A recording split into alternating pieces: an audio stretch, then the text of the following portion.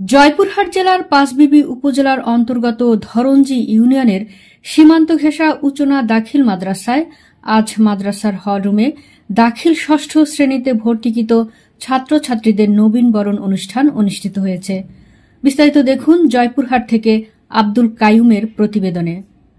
উচনা দাখিল মাদ্রাসার সুপার মাওলানা মোহাম্মদ আব্দুল মালেকের সভাপতিত্বে উক্ত নবীনবরণ অনুষ্ঠানে প্রধান অতিথি হিসেবে বক্তব্য রাখেন পাঁচবিবি উপজেলার স্বনামধন্য মাধ্যমিক শিক্ষা অফিসার মোহাম্মদ মিজানুর রহমান খান।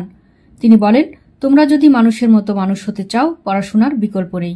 তোমরা ভালো পড়াশোনা করবে, ভালো চাকরি পাবে, ভালো সমাজ গড়বে, এটি আমাদের প্রত্যাশা। তিনি আরো বলেন, তোমাদেরকে 5 ওয়াক্ত নামাজ পড়তে হবে, তাহলে তোমরা ভালো মানুষ হিসেবে গড়ে উঠবে এবং রাষ্ট্রীয় পর্যায়ে সুনাম অর্জন করতে পারবে।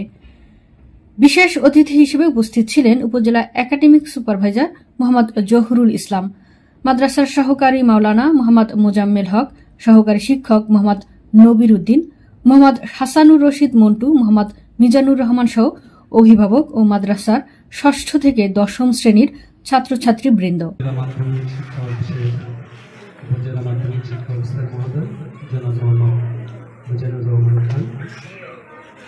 এই অনুষ্ঠানের যিনারা আয়োজক ছিলেন আমাদের এই উচনা দাখিল মাদ্রাসার সম্মানিত সুপার মহোদয়, সহকারী সুপার মহোদয় তথা আমাদের সহকারী শিক্ষক ও অন্যান্য সুদীজন এবং আমার সামনে উপস্থিত অত্র প্রতিষ্ঠানের শিক্ষার্থীবৃন্দ, শ্রেণীভিত্তিক রইল আমার সালাম।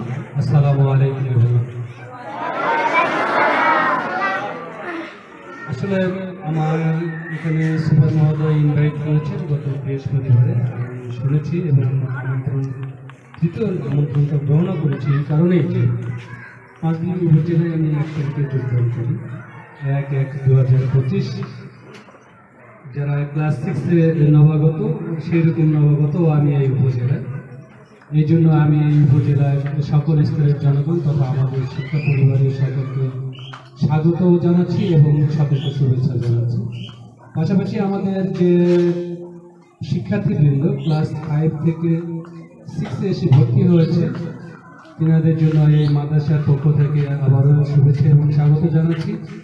আমাদের প্রাইমারি স্কুলে যেরকম এনভায়রনমেন্ট ছিল, সেই এনভায়রনমেন্ট থেকে একটু আপগ্রেডেড করবো আমি, যেহেতু আমাদের মাধ্যমিক ও উচ্চ মাধ্যমিক বা দাখিল শ্রেণীতে এখানে আমরা ক্লাস 6, সেখান থেকে যতটা তারা নিয়ে এসছে তাদেরকে আরও একটু গাইডলাইন মোটিভেশন দিয়ে আমাদেরকে আরও একটু উজ্জীবিত করতে হবে, যেসবের মাধ্যমে তাদেরকে আমাদের আরও কাঙ্ক্ষিত লক্ষ্যে আমাদের উদ্দেশ্যে পৌঁছতে হবে।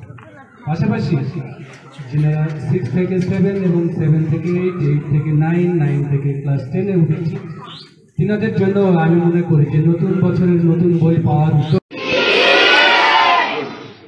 ভালো চাকরি পাইলে কি সুবিধা, এটা তো জানতে হবে। সুবিধা আছে না? সুবিধা এই যে সুপার মহোদয়, এই যে স্যারেরা, এই যে সবাই স্যার স্যার বলতেছে না ওনাদের, কেন? কষ্ট করে লেখাপড়া করতে সুন্দর একটা চাকরি পাইছে, এই কারণেই তো শিক্ষক নাকি? লেখাপড়া না করে শিক্ষক হইতে পারতো, চাকরি পাইতো? তাহলে কি এটা চাকরিজীবীর জীবন আর সাধারণ মানুষের জীবনকে এক হয়? এই ওনার বন্ধু বা এই স্যারের বন্ধু দেখো খেতে কাজ করতেছে, তার জীবনযাত্রা স্যারের জীবনযাত্রা কি এক হবে? তেমনি ভাবে তোমাদের জীবনযাত্রা যারা মানুষ হবা, বেকার মহিলা তার সংসার জীবন আর তোমাদের জীবন কি এক হবে? তাহলে আমাদের কি করতে হবে? আমরা যদি ভালো থাকতে চাই, করতে চাই, কি করতে হবে? লেখাপড়া করতে। লেখাপড়ার কোনো বিকল্প আছে? এখন মজার বিষয়, লেখাপড়া শিখে তুমি মানুষ হবা, সুখ ভোগ কে করবে বলো? কে ভোগ করবে সুখ? উত্তর দিচ্ছ না, বুঝতে পারো না এই কথা। তুমি যদি লেখাপড়া শিখে মানুষ হও, এই সুখটা কে ভোগ করতে পারবে? তুমি যখন মানুষ পৃথিবীতে কিন্তু সবকিছু শেয়ার হয়ে যাবে, বাপ মা মারা যাবে, বউ মারা যাবে, ভাই বোন চলে যাবে, শেয়ার হয়ে যায় সবকিছু। লেখাপড়া এমন একটা সম্পদ, এটা কিন্তু শেয়ার হয় না। হয় কি? তুমি ভ্যানালার ছেলে হও, দিনমজুরের সন্তান হও না কেন, তুমি যদি তোমার লেখাপড়া মেধা দিয়ে যদি তুমি এগিয়ে যেতে পারো, তোমাকে কেউ ধরে রাখতে পারবে না, পারবে? তখন কিন্তু ওই ভ্যান জ্যানের কথা কেউ আর মনে রাখে না, রাখে? আচ্ছা, তুমি যদি ভালো লেখাপড়া করো তুমি ভালো থাকতে পারবে, সোজা হিসাব। ভালো চাকরি পাবা, ভালো জায়গায় থাকবা, ভালো চলাফেরা করবে। তাইলে বাবা মার কি লাভ আর শিক্ষকের কি লাভ বলবো?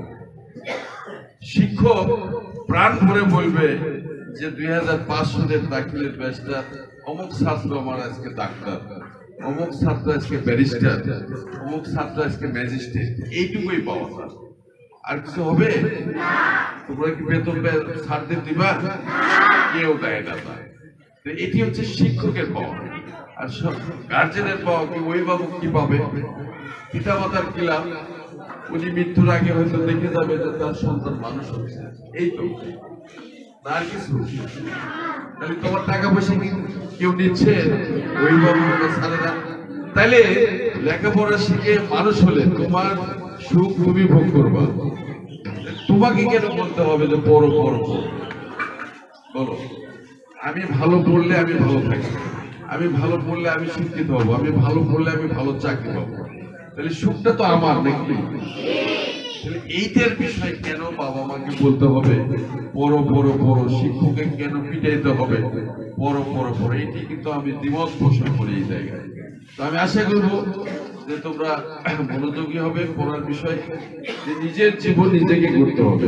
বিশেষ করে 10ম শ্রেণীর পরীক্ষা মনে হয় সামনে আমাদের, দাখিল পরীক্ষা এপ্রিলে মে। তো এখানে কিন্তু জীবন গড়ার একটি সময়, যে তুমি যদি ভালো কিছু করতে চাও দাখিল থেকে তোমাকে শুরু করতে হবে, ঠিক কিনা? 10ম শ্রেণীর আওয়াজ কই? 10ম শ্রেণীর ছেলে মেয়েরা, পরীক্ষার্থী যারা, কথা শুনতে পাচ্ছ আমার? যাই হোক, অনেক কথা হয়ে গেল। যারা নবীন 6ষ্ঠ শ্রেণীতে যারা যোগদান করলেন, নববর্ষের শুভেচ্ছা। আমরা আশা করব যে বছরের শুরু থেকেই তোমরা